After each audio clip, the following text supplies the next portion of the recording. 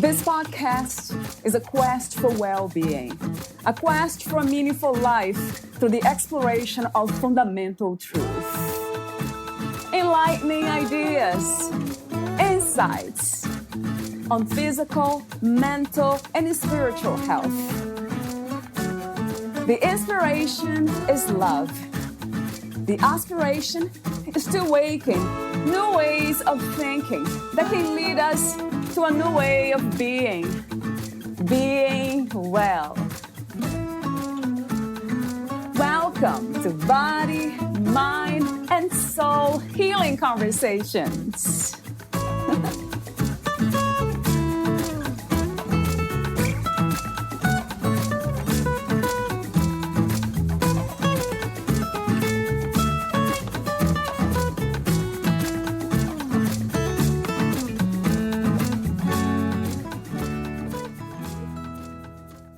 The benefits of journaling are multifaceted and vary between individuals. If you have a chronic illness, you may find that the symptoms become less troublesome. Expressive writing has helped people suffering with asthma, rheumatoid arthritis, IBS, and lupus, even cancer and AIDS. It helps many people with different long-term illnesses because it boosts the immune system. This book evaluates and presents the medical evidence for journaling, which has been steadily growing over the past 30 years. If your life is highly pressured, journaling is an excellent stress management tool. Stress is a huge factor in many physical and mental health problems and compromises the immune system. Therapeutic writing appears to have a protective effect against stress and possibly acts as a release valve. Journaling helps you manage your life and avoid burnout. If you have many responsibilities at work and at home and have to juggle the needs of children or elderly parents with a demanding career, you can easily become weary. Paradoxically, therapeutic writing will help you avoid exhaustion by learning to prioritize tasks and care for your own needs holistically. You will learn to live life proactively and mindfully, so that you are not just responding to each and every crisis with a knee-jerk reaction, says Mary L Mccarthy. Valeria Tellis interviews Mary. Mary L Mccarthy is the founder and chief empowerment officer of CreateWriteNow.com. Partners with health-conscious people to use journaling for the health of it to heal the emotional, mental, physical, and spiritual issues in their tissues, and experience, empower, and express their true self. She is the multi-award-winning author of Journaling Power: How to Create the Happy, Healthy Life You Want to Live and Heal Yourself with Journaling Power. She's also created 20-plus Journaling Power e-workbooks that include Declutter Your Life, Love Your Body, and Take Control of Your Health. Here is the interview with Mary L Mccarthy.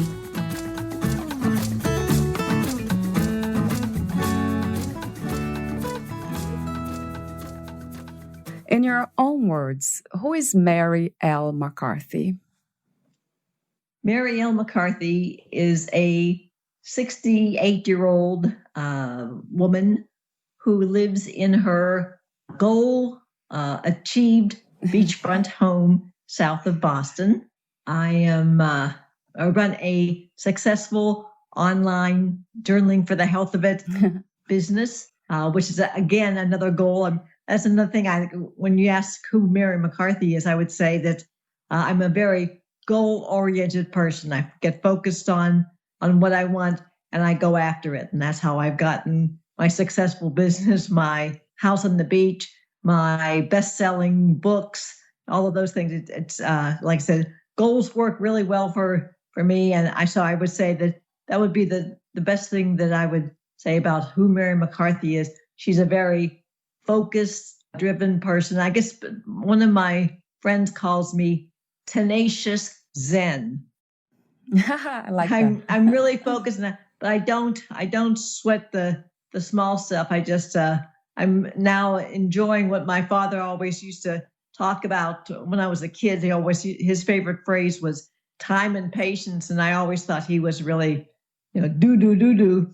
But now I get it now. So I'd say I'm a very happy, healthy beach bum who's a tenacious Zen woman that's very focus driven, power hungry, those types of things, but also able to chill out and enjoy life.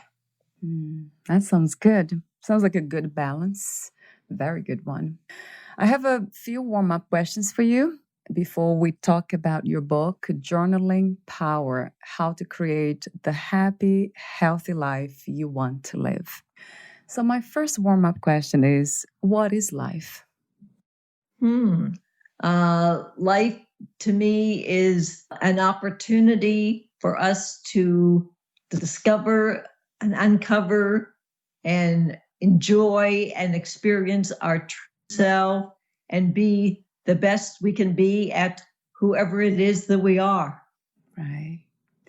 What do you think is the opposite of life?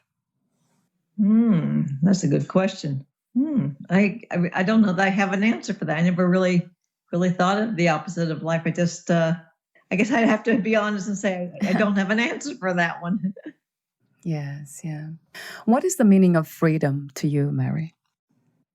Freedom is making my own decisions, taking my actions, doing things the way I wanted things to be done or things to happen with respect for other people, nature, and the world that we live in. That's what freedom is to me. I like that. What is your greatest joy? I'd say my greatest joy is singing. That sounds very joyful, a joyful state of mind, music. Yeah. What is love to you? Love is mutual respect. It's respecting a person for who they are, what they're about, and loving them and just appreciating, understanding, and respecting them just the way they are. What, where, and who is God? To me, God equals universe.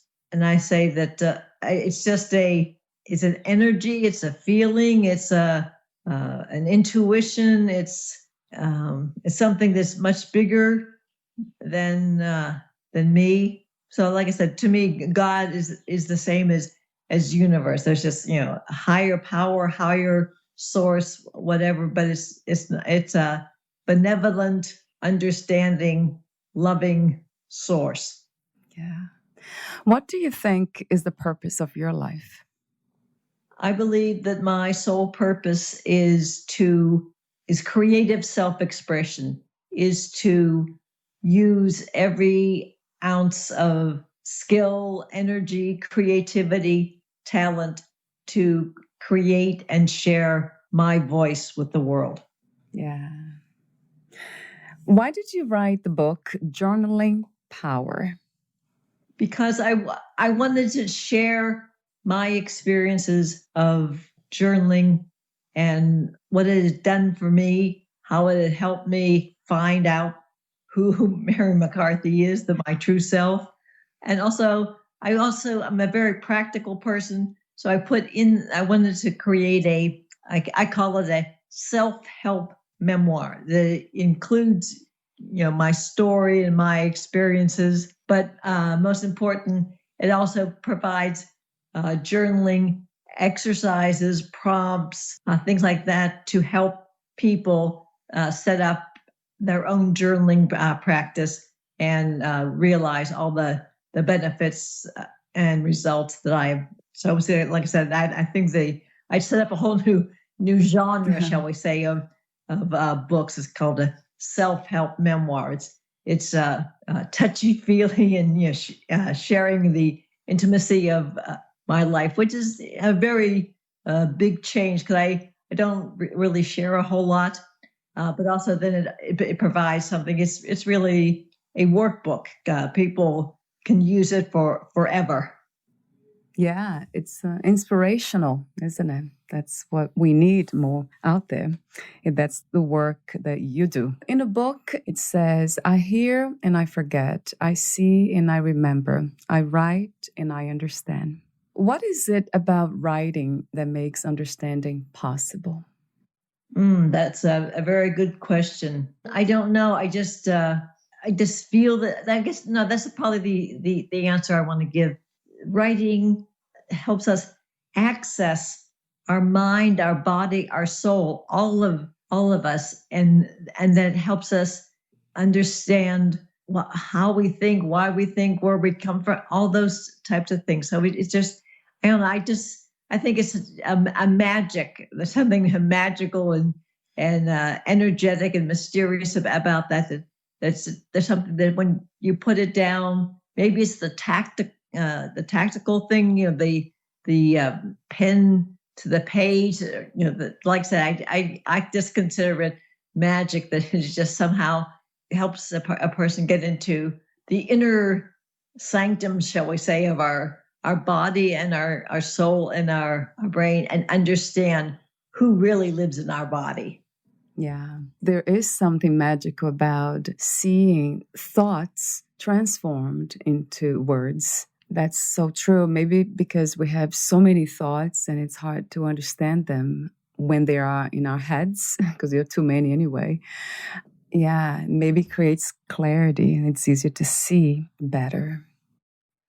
Oh, definitely. Yeah. It's just, it helps. Like you say, there are all these thoughts and all these things going on constantly in our brain. I mean, how many people do you know that just talk about how they can't turn off their brain and, that runs them. So it's like there's something that it's a self-care tool that it's like, you're able to dump all the craziness, and it's like, it's gone. And so, and you can focus on your heart and your soul and what's important to you. So it's yeah, absolutely. Yeah, there's something about seeing better that becomes understanding, because that makes sense. By seeing something better, we ended up understanding that. It's easy to judge and not love something when we don't know.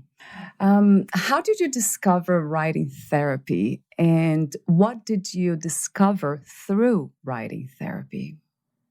Well, it was about 20 some years ago. I had an MS exacerbation where I lost most feeling on the right side of my body. And I needed a way to teach myself how to write with my left hand. So I was I owned my own management consulting firm. So I was a high-powered businesswoman, and I needed a procedure for teaching myself how to write with my left hand and getting things done. So I was introduced to a book by Julia Cameron called The Artist's Way. And in it, have you done it? I actually have the book, but I never finished really reading that book for some reason. Yeah. Well, to me, what I got from her, there was the procedure, if you will, of the morning pages. And I thought, oh, that would be easy to get into the whole process. Well, it became very early on a really spiritual, mystical, therapeutic experience, because I started remembering things from my childhood. I mean, I knew I had a childhood, but I couldn't tell you very much about, what my life as a child was like. So I started getting very into things that I had, long forgotten memories, feelings, all kinds of interesting situations. I thought, wow, this is way more than just physical therapy. And one of the interesting things that I found was that I became left-handed very quickly, because one of the things I uncovered in doing my morning pages was that I had always been left-handed, but the nuns in my grade school changed me. So that was my entrance into journaling. And then I thought, wow, I wanted to get to the point where I thought, I need to share this with people, because who would ever imagine that writing was certainly so different than how we were taught in school, and it just really helps us access all of us, the spirit, the soul, the mind, the body, and I wanted to share that with the world. So, like I said, it was a physical therapy introduction to journaling, and it became way, way more. So I thought that's how I came up with, and that's how the word for my service is journaling for the health of it. And those words literally came up one day in my journal, and as did the name for my company and things like that. So I get these universal messages that I just trust. That's how I got started. The universe works in mysterious ways. And it does, right? Especially when we are open, right, Mary, to receive the inspiration, right? What holistic approach to your health did you use, and what lifestyle change did you make? I went through the early years of my MS diagnosis. I went the established medical route, and with the drugs, the testing, and all that. And I was on a drug where a nurse had to come once a week to give me a shot. And one week she didn't come, and the next day or two afterwards, I felt fantastic. Because prior to that, when I was on the drug, I would be like have the flu for like a day or two afterwards. So it was just not a really good experience. So I decided to get off the drug. So I called up my doctor and said, "Thank you. It's been great doing business with you, but no more drugs for this kid." And that was 16 years ago. And then I think by that time I had been journaling for 2 or 3 years. I think I was truly beginning to access my power. And I'm saying, why do I, put all these chemicals and stuff into my body just because they say I should? So it really, I really, again, attribute my changing and getting off drugs to the journaling. I said I just was owning my power, and I said, no, there's got to be a better way of doing this. And then as I progressed, I saw a story of a scientist whose son had MS and had found that there are certain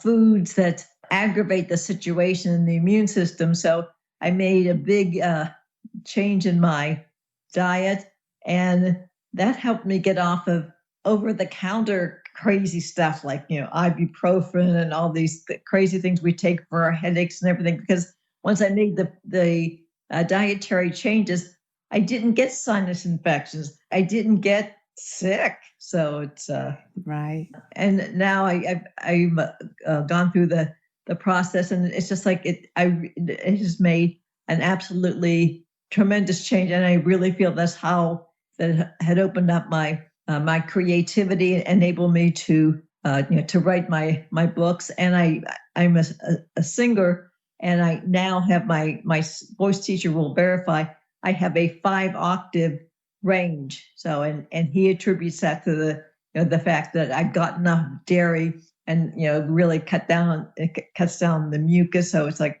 he said, I don't have the mucus buildup, all that kind of stuff. So it's like, so it was, major change, but it's just like, now I just sit back and realize and take a look at all the garbage I put into my body that, that who knows how that exacerbates the disease and ailments and things like that. So it's so again, and I go back to journaling, that by having a journaling practice, by continually taking care of myself, continually exploring, or as I like to say, continually healing my issues in my tissues.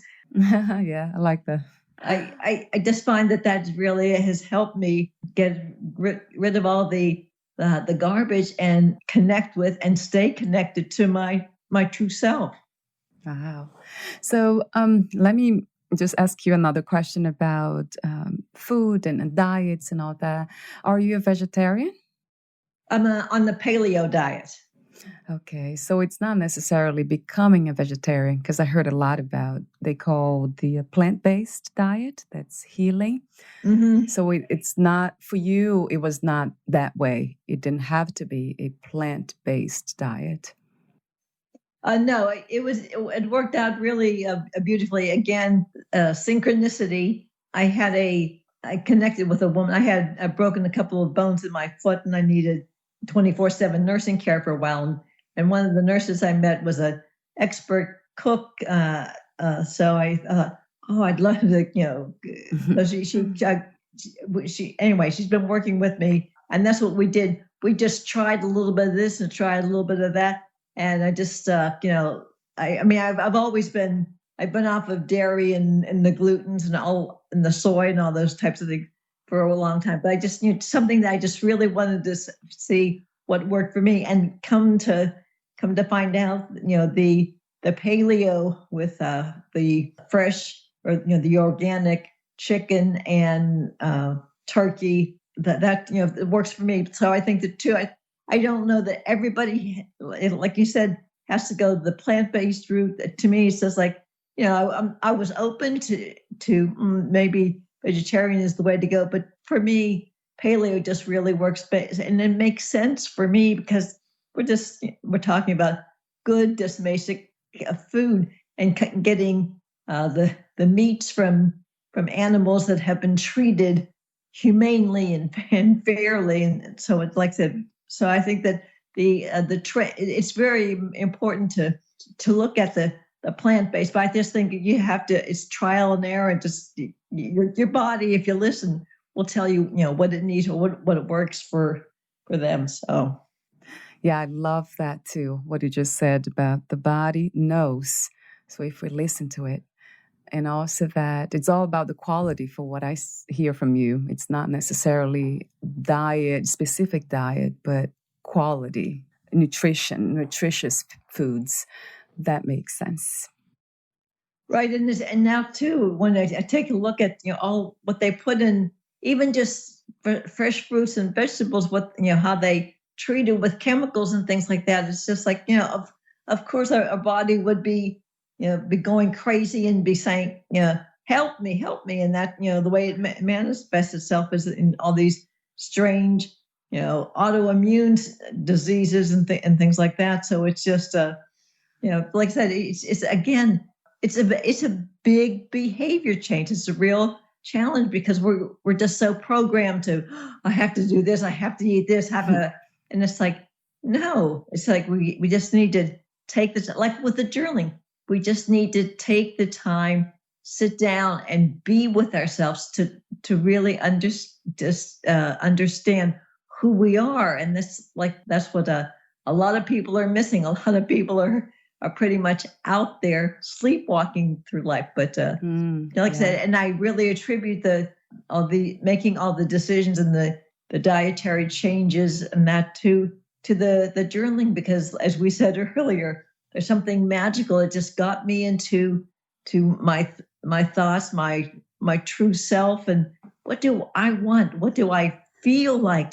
Things that we were never raised to connect with our. I know journaling enables us to stay connected to ourself, our mind, body, and soul, everything. Yeah. And what a powerful attitude or practice or way of living, to live connected to ourselves. I agree. So that's my next question. You speak of true self, like being our true selves. And also you talk about the heart and the soul. Is there a difference between the soul, the heart, and the true self? I don't think so. I just think they're all just different words to use for the same thing. Yeah. And also the idea of God, divine force, universe, so many other words, the source, they might be just one thing, right?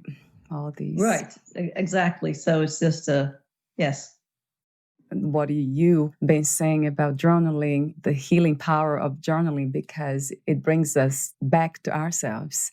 And that's when we find that power. It's so true from my own experience. Yeah, I have to say that too. So you speak of transformation. That transformation is an attitude, and it's not an attitude and a behavior that happens overnight like as a miracle. It involves hard work and soul searching. And when you found out too, discovered talents you didn't know, singing. Talk to me about singing. Have you ever thought about when you were a child, perhaps, becoming a singer? And then also talk to me about music therapy. Yes, definitely. And again, that was one of the things that came up very early in my morning pages experience was my love for music. And I remembered that I had tried out for the school choral group, but they didn't want me in the school choral group because they told me I was tone deaf. And again, that's what I call the issues in our tissues, that through journaling, I remember that and I thought, wow, how I've been carrying around that for so long. And that's why I decided I said, I'm going to take singing lessons. I'm going to become a real singer.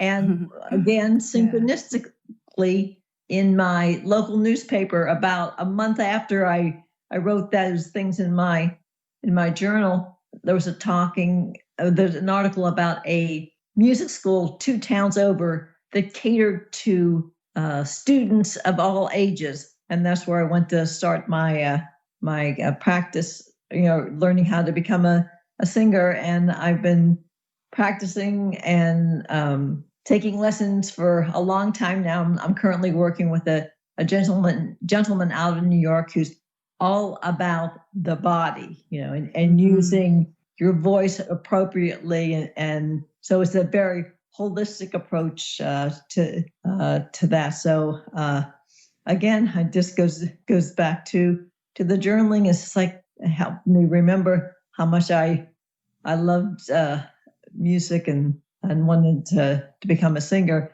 As a child, I can always remember saying to my mother, "Oh, mother, I wish I could sing," and she said back to me, "Oh, honey, I wish you could too." Right. Oh, wow.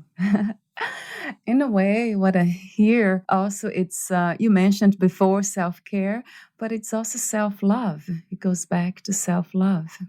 Oh, definitely. And that's what the title is of my next book is Create Unconditional Self-Love.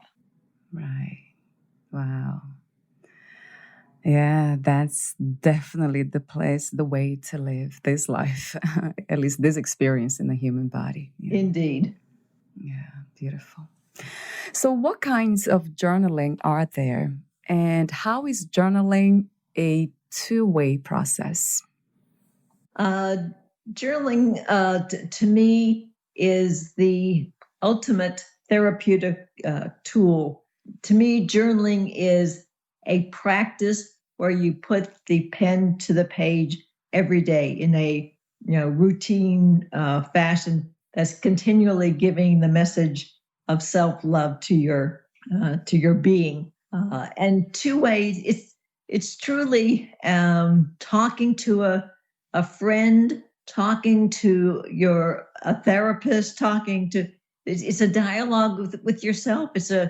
It's the opportunity to build and create a long-term loving relationship with yourself. That's what journaling is all about.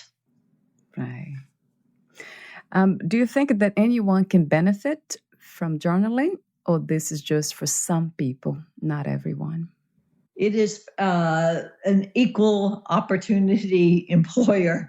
It is for any and everyone. It doesn't matter your age, your experience level, and I have to say that that most people are challenged by it for a couple of reasons. One, they had terrible writing experiences in childhood. The teacher with the red pen and all that type of thing. So that they're carrying around that with them. But also, too, this is, spending time with themselves or being with themselves is really, really scary. And you have all these old messages of how selfish it is, and for for those of us that had a heavily religious upbringing too, there's the thing that you were so much focused on taking care of the rest of the world, saving the rest of the world, that to the point that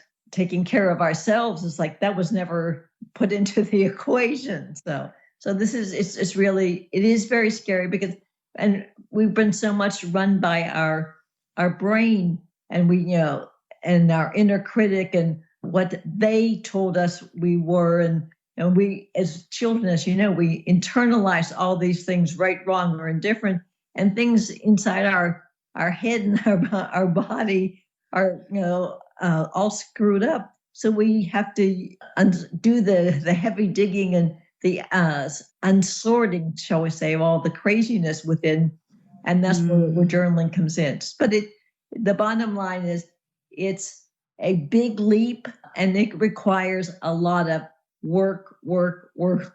Something that a lot of people choose not to do.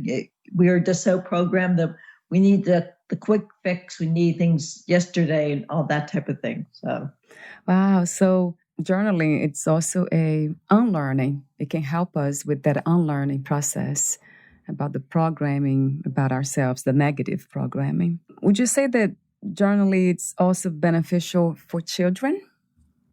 Absolutely. The sooner we can start children with journaling, the better. That way it shows them that they are important, that they are creative.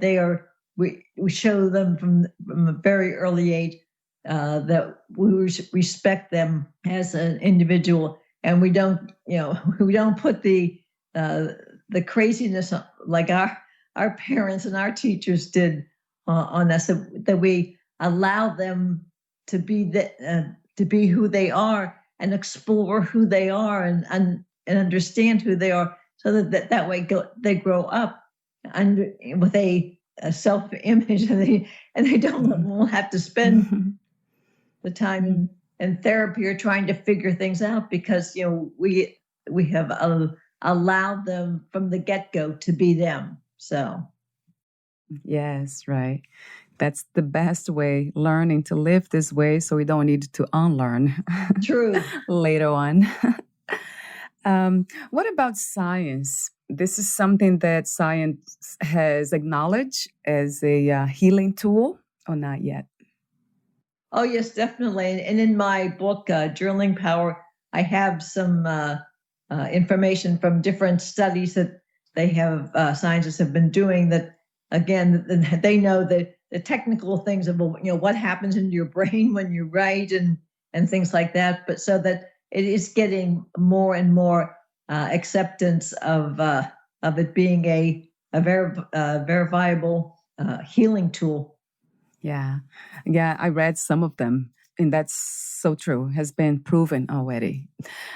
So I guess my next question is about the steps for someone who's completely new to writing or journaling. What would be the first step? The first step would be to set aside some time for yourself, get a notebook and a pen, and it's totally up to you. If you want to just pick up something that's around the house anyway, if you want to go to the CVS and then pick up a composition book or whatever. That's one of the great things about journaling. There's only one right way to journal, and it's your way. So this is an opportunity for people to get into how, what they want to do, how they feel. So whatever feels right to you, it's like, okay, well, I'll just plan time to sit down at my dining room table and with my notebook and pen. And the best thing to do to get started is to put a question at the top of the page. So put a question of, how do I get started journaling? Or if you want to, something even deeper, who am I today? And then I find that the best way to start journaling is to do it in a morning pages, free writing fashion. Just have the experience of just sitting down and saying, I'm going to write a page and just write. So that way you have the experience of what it's like and what you get into, how spiritual, how mystical, how somatic the experience is. So that's the best way I have found as far as counseling people on how to start. It's just, as Nike says, just do it. Just figure out what do you feel. My favorite 4-letter F word. Feel. What do you feel like doing? And just it's like, I think I'll use this notebook or whatever. And I think that it's an opportunity to get into your feelings as opposed to, well, I think I should know how to, how do I do it right? And I said, you have to, this is a whole new way of living. It's like, ask your heart how you want to proceed. So it's just but I also find too that the beginning of the process, as far as questions, it's like your journal really loves it when you ask for her advice. I love the way your method's basically using the person's own energies and wisdom, reconnecting. So you reconnect to your own self and learn new ways of doing things and being creative. I love that, Mary. Thank you. So that's been my experience. It's just like, it's all like my favorite singer, Barry Manilow, has this wonderful song called All the Time. And it's one of my favorite lyrics is, all the time waiting for a sign to think I had it all the time. So that's the way I describe it. It's like, oh my goodness. And I think that's when you talk about fear, that's where the fear comes once you do the dealing with your issues and your tissues and the sorting of yourself out. And you get back to your real true self. It's just like, that can be very scary too. But a good scary is like, wow, I'm great. I'm beautiful. I'm intelligent. I'm talented. I'm creative. And it's like, wow. Yeah. That's magic. The magic you speak of. Magic, exactly. Yeah, you spoke of early. That's for sure. And the miracle too. Mm-hmm. So that makes me think about the inner critic, being criticized by our own selves, the negative self-talk, and also outer critics like society, family members, religious beliefs, and all that. So how do we learn to replace those negative self-talk with, you call them neutral and encouraging inner voice, or perhaps our intuition? The best thing to do is to just have a lot of compassionate conversations with your inner critic. I think that just accept the fact that that's part of who you are, and use it as you do with your internal investigation. Interview him or her, whatever your inner critic is. Really. I accept that it's you, it's part of you. And as a child, you created the inner critic, to guard your jewels, but somehow, everything got all screwed up in the process. So the best way to do is to really not be continually intimidated. Just sit down and have a conversation with the inner critic. And I think that's a very good way of proceeding, and knowing that it will be a challenge to, we will not eliminate the inner critic, but we will get to the point by compassionately confronting him or her through the journal, that we get to the point where we are managing our inner critic and can be a help and a resource to us, as opposed to in changing and deprogramming ourselves. So he or she can be a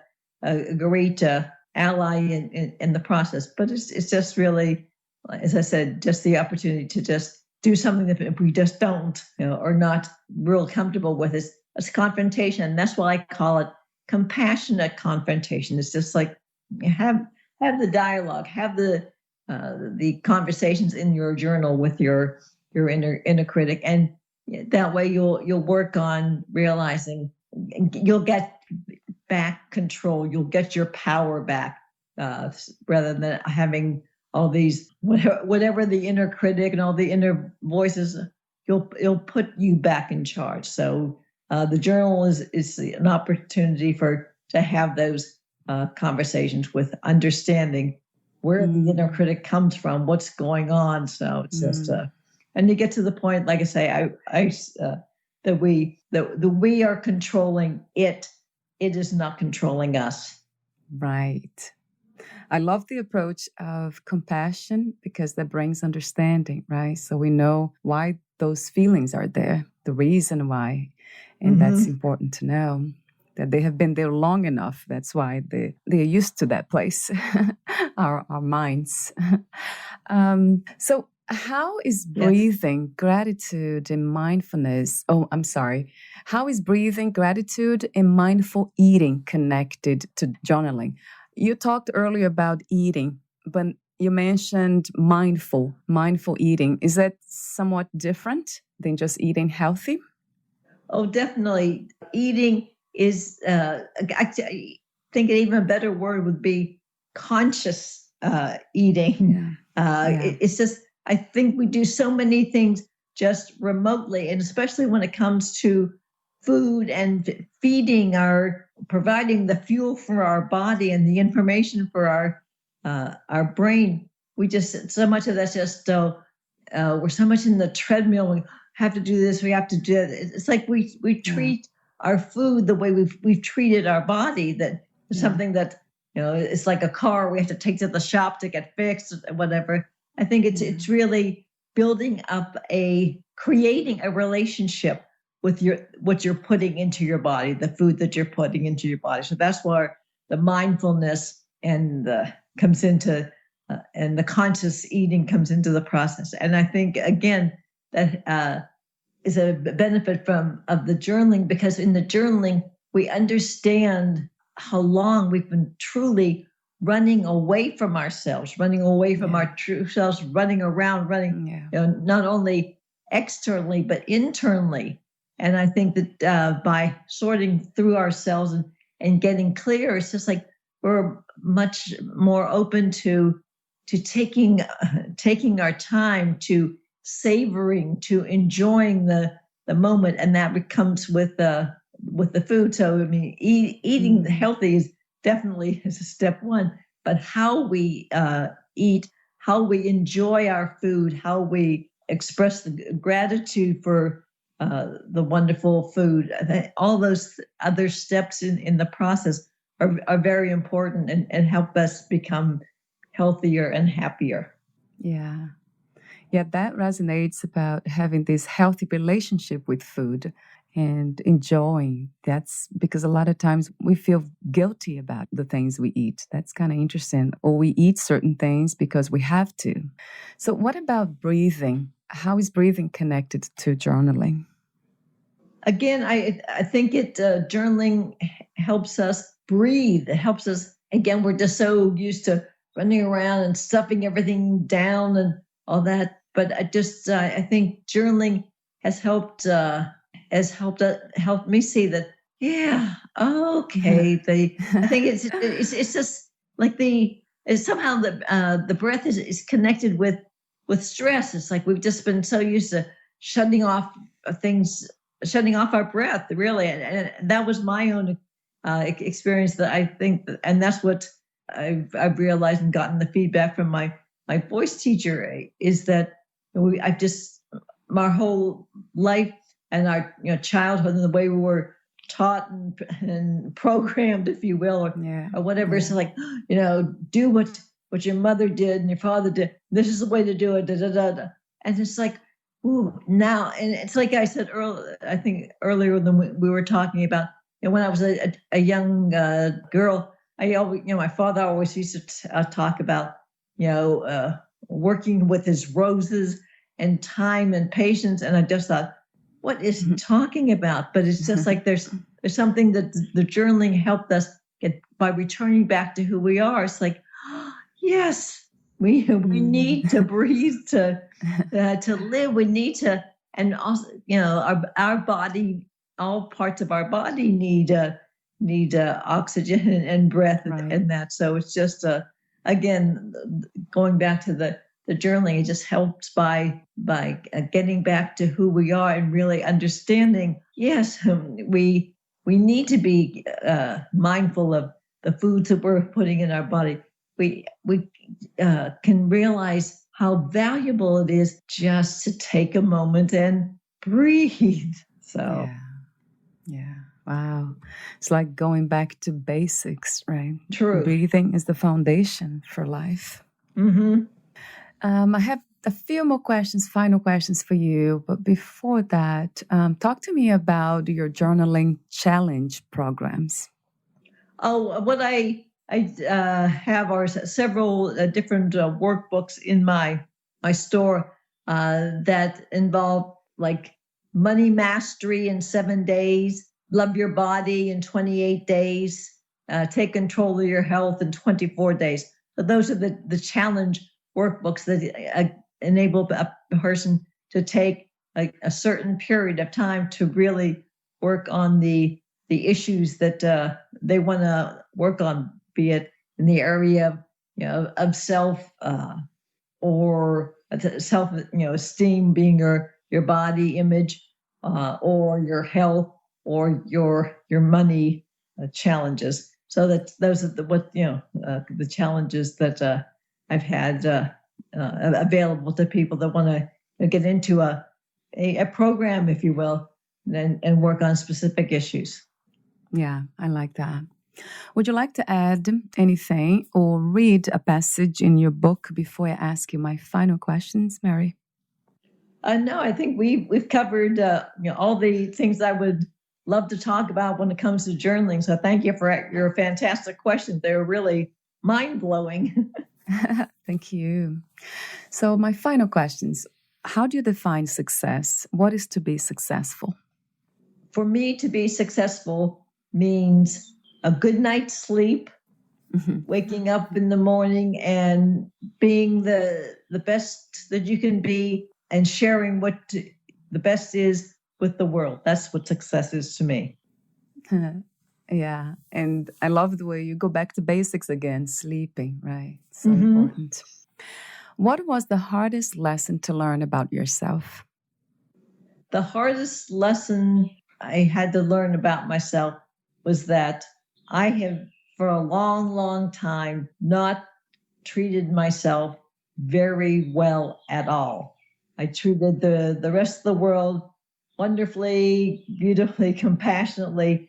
But the biggest lesson I've learned through my journaling is that if I just have not, prior to journaling, taken very good care, and I understand how I brought on MS.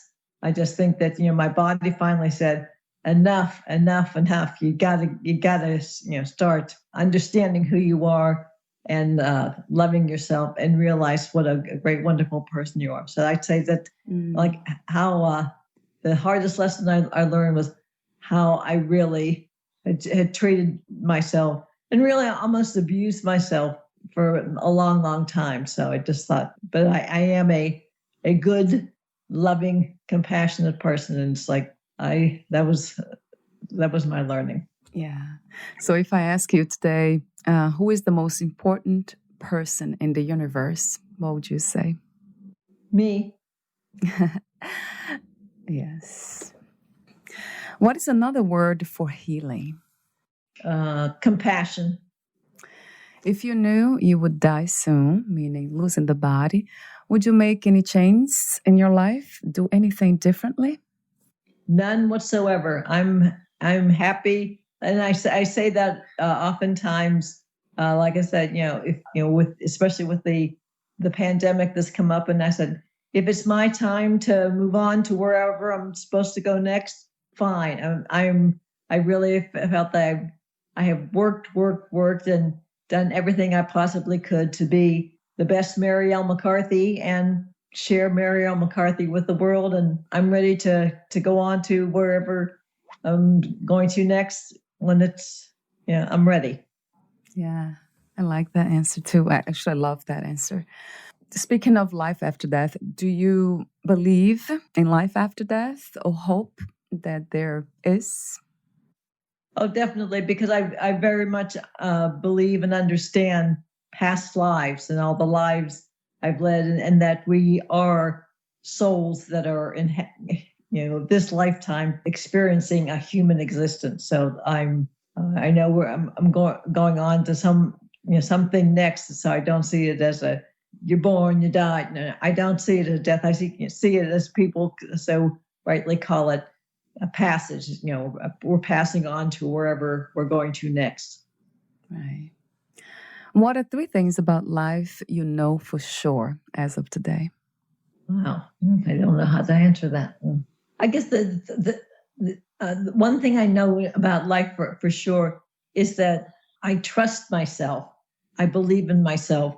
I love myself, and I know that I can handle any challenges that come my way. In fact, I say, if it ain't a challenge, I ain't interested. So it's just, like I said, that the surety, the surety that I have about life is my wholehearted belief in myself, that I can do whatever I put my mind to and take care of myself.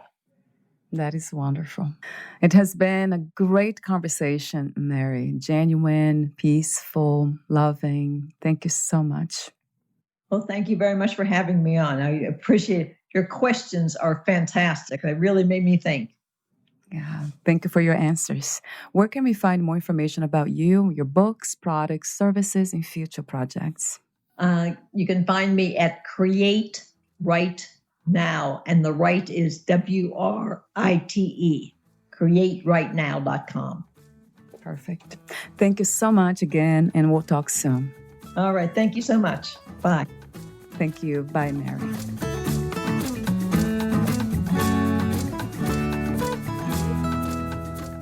Thank you for listening. To learn more about Mary L Mccarthy, please visit her website, createrightnow.com.